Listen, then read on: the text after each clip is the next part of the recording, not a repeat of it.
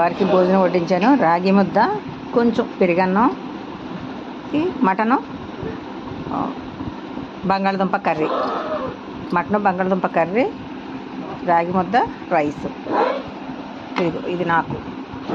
ఇదిగో రాగి ముద్ద, పెరుగన్నంలోకి రైసు, ఇది మటను బంగాళదుంప కర్రీ. ఇది మా వారికి, ఇది నాకు.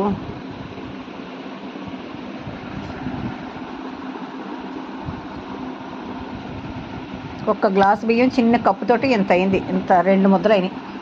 చాలా తక్కువలో బాగా అవుద్ది. ఇక పెరుగు వేసుకోవడానికి, రైస్లో పెరుగు, సాల్ట్. Like, share, subscribe. నమస్తే. ఇలా ముద్ద తీసుకుని ఇలా ముక్క పెట్టుకుని ఇలా తినాలి.